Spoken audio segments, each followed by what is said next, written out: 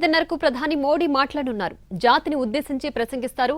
రాజ్యాంగ సవరణ బిల్లు వీగిపోయిన తర్వాత తొలి స్పీచ్ కావడంతో సర్వత్రా ఉత్కంఠ నెలకొంది. ప్రధాని ఏ అంశంపై మాట్లాడతారన్నది ఆసక్తిగా మారింది.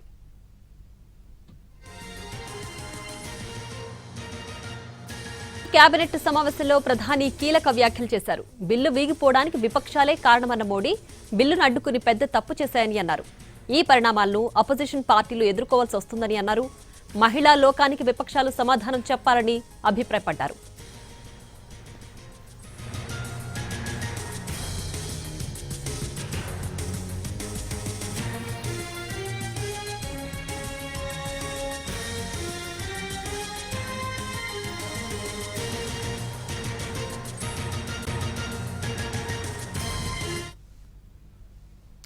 రాజ్యాంగ సవరణ బిల్లు వీగిపోయిన అనంతరం ప్రధాని మోడీ జాతిని ఉద్దేశించి ప్రసంగించబోతున్నారు. దీనికి సంబంధించి పూర్తి డీటెయిల్స్ మా ప్రతినిధి రాజు లైవ్ లో అందిస్తారు.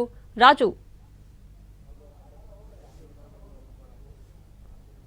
ప్రియా, చాలా కీలకమైనటువంటి అప్డేట్ గా చూడొచ్చు.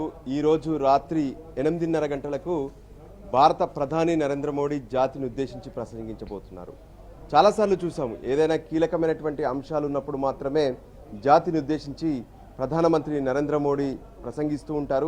సో ఇప్పుడు ప్రసంగించేటటువంటి అంశాన్ని కనుక పరిశీలిస్తే, అంటే ప్రత్యేక పార్లమెంటు సమావేశాల్లో ఏ విధంగానైతే మహిళా రిజర్వేషన్లు డీలిమిటేషన్కి సంబంధించినటువంటి బిల్లు వీగిపోవడం, దానికి సంబంధించినటువంటి అంశంలో 131వ రాజ్యాంగ సవరణ సాధ్యం కాలేదు. ఎందుకంటే లోక్సభలో 2/3 మెజార్టీ లేకపోవడమే దీనికి కారణం.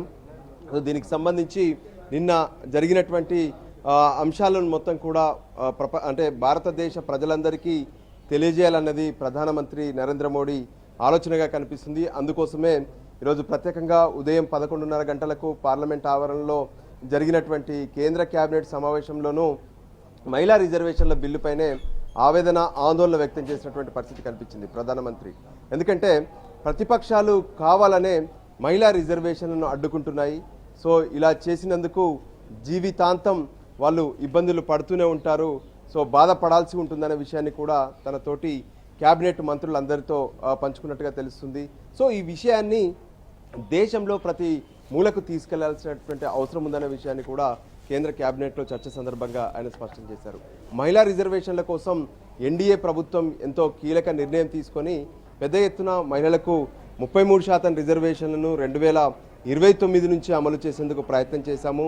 కానీ సరైనటువంటి మెజార్టీ లేక ఏ విధంగానైతే ఈ ప్రయత్నం విఫలమైంది.